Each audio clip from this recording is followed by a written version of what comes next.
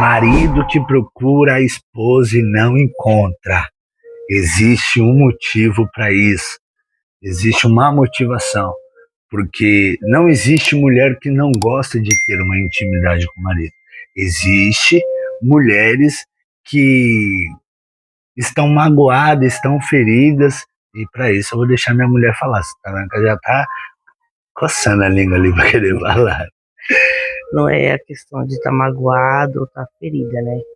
A questão é que, na maioria das vezes, quando o marido procura a esposa e não encontra, o denominador que ele não encontra é pelo fato, tipo assim, o sexo ele não começa na cama. O sexo ele começa durante o dia, no decorrer do dia. É a preocupação em saber como a mulher está, se ele é um marido que ajuda a esposa, se ele se preocupa com o bem-estar dela, se ele se preocupa se ela tem uma necessidade ou se ela está com ausência de algo, semeando onde ele vai colher quando ele procurar a esposa.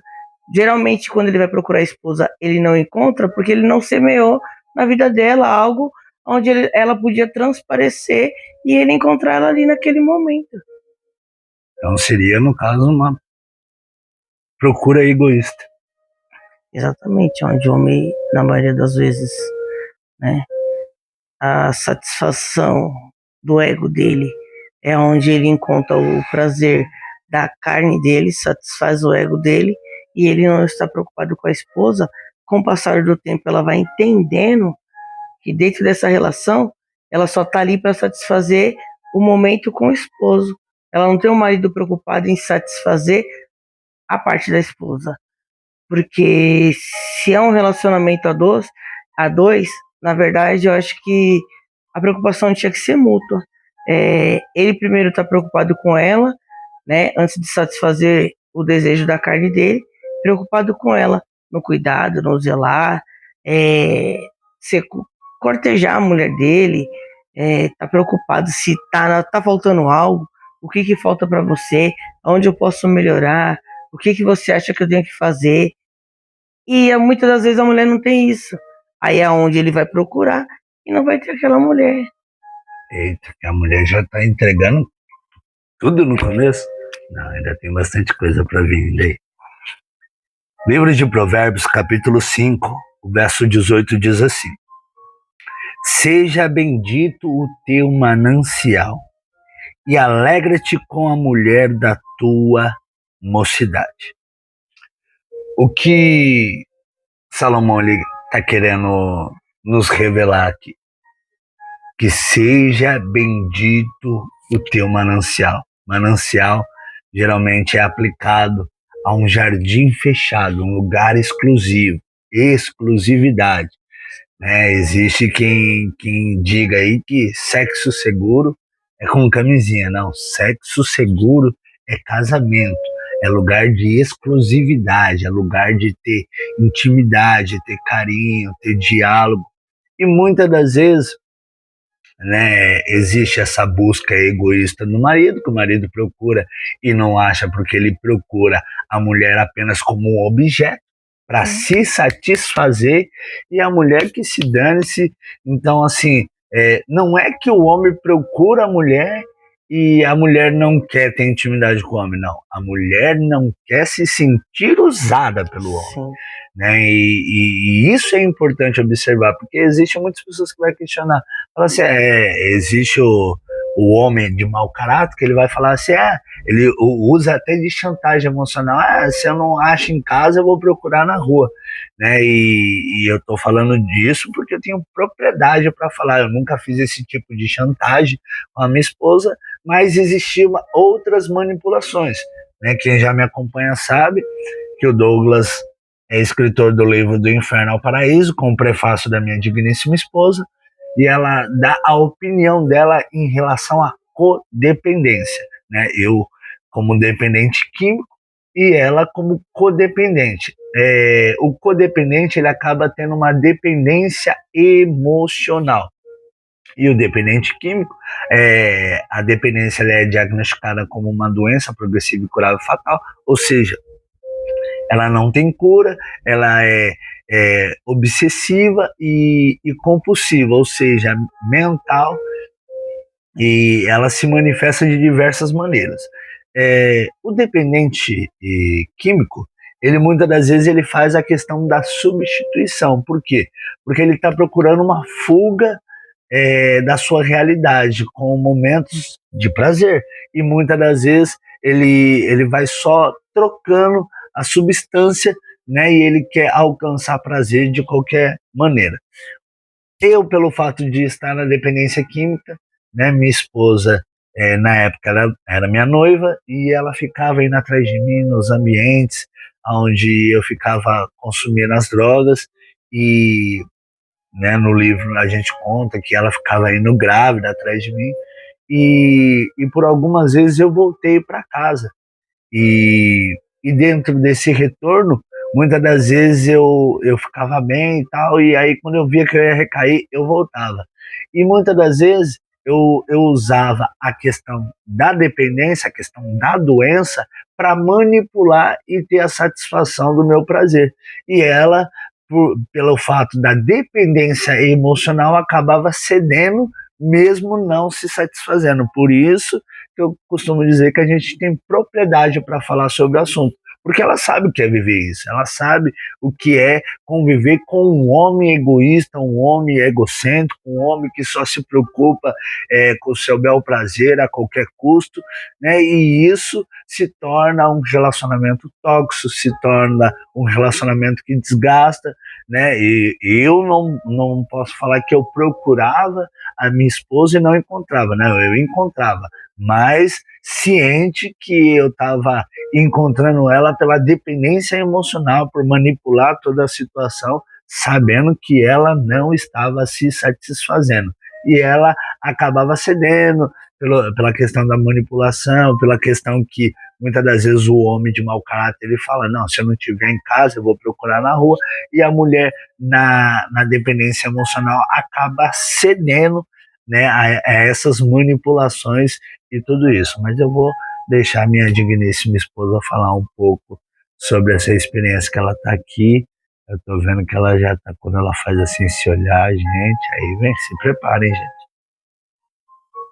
A situação da qual ele acabou de falar é que você, na verdade, você acaba se colocando no papel de que você tem a obrigação de preencher aquele vazio, né?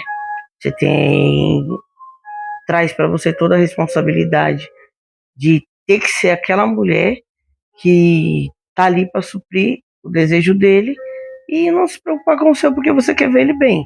Você quer ver ele dentro de casa, você quer ver ele do seu lado.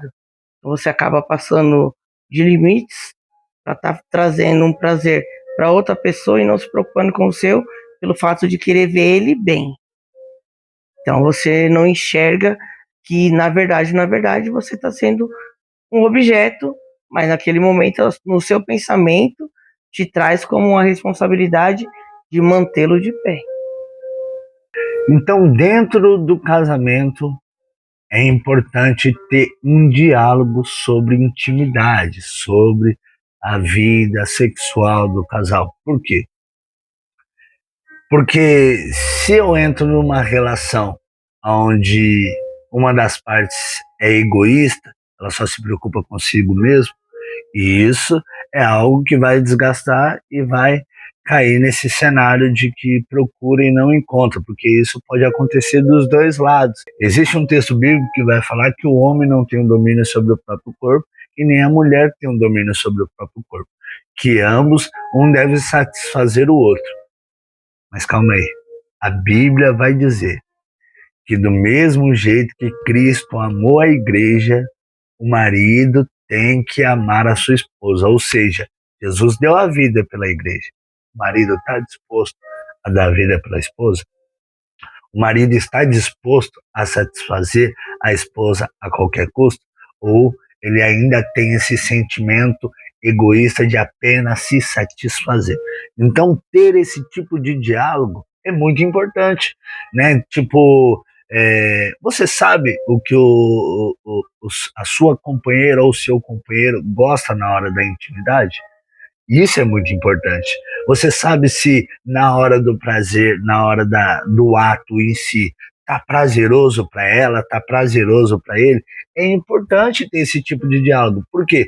Porque senão você não vai saber. Porque uma coisa é você ter uma emoção e um pensamento, outra coisa é você verbalizar. Existe um abismo, muitas das vezes intranspassível entre eu e minha esposa. Ela não sabe, por mais que a gente seja muito conectado, mas se eu não verbalizar para ela o que eu estou sentindo, ela não tem uma bola de cristal. Por mais que tem coisa que ela pega no ar, né? A mulher, ela tem esse sexto sentido que fala. Uhum. A mulher tem esse sexto sentido de pegar as coisas no ar. Mas dentro de um relacionamento, de um casamento, precisa ter esse tipo de diálogo. Ó, tá bom para você? Você gosta disso? Você gosta daquilo? Do que você gosta? Tá bom para você? A partir do momento que vai tendo esse tipo de diálogo, a partir do momento que vai tendo essa conexão, essa maturidade para ter esse tipo de diálogo, a conexão ela vai se tornando algo natural. Algo tão natural que, lembra no começo que a gente começou a falar sobre a questão egoísta, passa a ser algo que muitas das vezes acaba sendo alcançados juntos. Então, ter esse tipo de diálogo é muito importante. Venerado seja entre todos o matrimônio e o leito sem mácula. Porém, aos que se dão à prostituição e os adúlteros, Deus os julgará. Olha que texto interessante. Seja venerado e honrado entre vós o matrimônio. Ou seja, o leito seja sem mácula. Nós estamos neste momento na cama.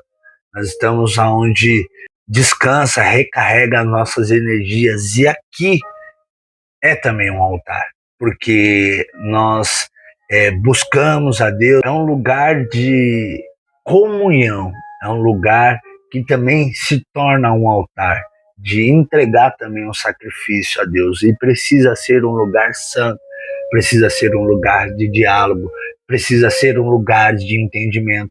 Então, muitas das vezes, por falta de diálogo na cama, por falta desse diálogo, muitas das vezes acontece coisas durante o dia que foram mal resolvidas no dia anterior. É um lugar de diálogo, é um lugar de planejamento, é um lugar de oração, é um lugar de comunhão, é um lugar de paz. Qual é o sentimento que você, enquanto casal, tem na hora que você deita na cama com a sua esposa? Então isso é importante observar, porque só olhar e falar assim, eu procuro a minha esposa e não encontro, é fácil. Mas como que está no decorrer do dia? Como é que está quando você tem uma relação? É uma relação egoísta, você se preocupa só em satisfazer você, ou você se preocupa num contexto geral, né, num todo, num prazer mútuo, né, numa relação que seja prazerosa, não para um, mas para ambos. Então, a partir do momento que você consegue observar tudo isso e também consegue expressar tudo isso, o diálogo ele esclarece muita coisa na vida íntima do casal. Então, eu acho que o diálogo, né, amor? É o primordial, né?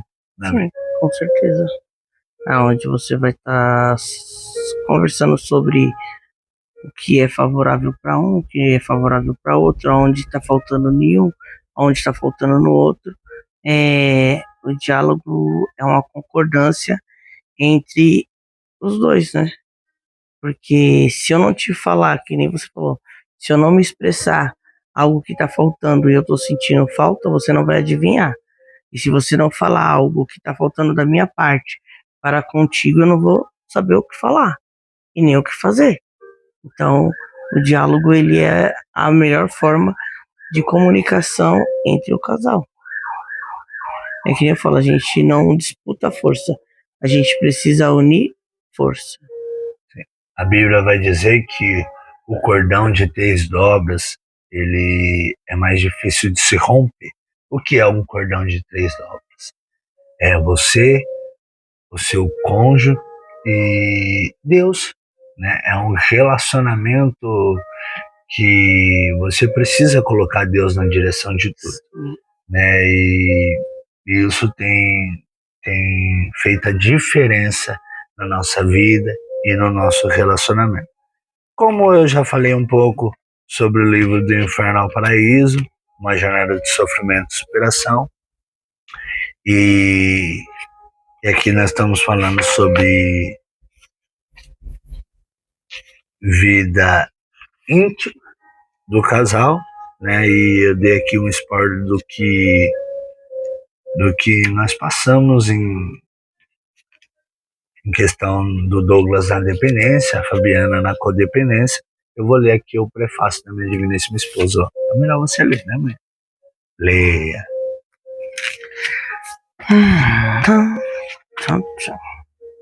Este livro é um verdadeiro farol para famílias que enfrentam o desafio da dependência química.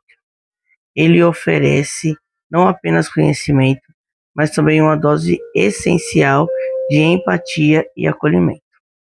Como esposa do autor e acompanhei de perto o impacto transformador da sua trajetória e de suas palavras. Além disso, minha própria história foi marcada por sofrimento que também vivi como codependente, enfrentando as dores e os dilemas que acompanham quem convive com alguém em situação de dependência química. A obra revela com sensibilidade as raízes emocionais, comportamentais que levam à dependência e como isso afeta não apenas quem a vivência, mas toda a dinâmica familiar. Com base em experiências reais, o autor compartilha ensinamentos valiosos, frutos de sua superação, de uma infância repleta de traumas, abuso e falta de orientação, as quais culminaram para o envolvimento com o mundo da droga. Este livro vai além de teoria.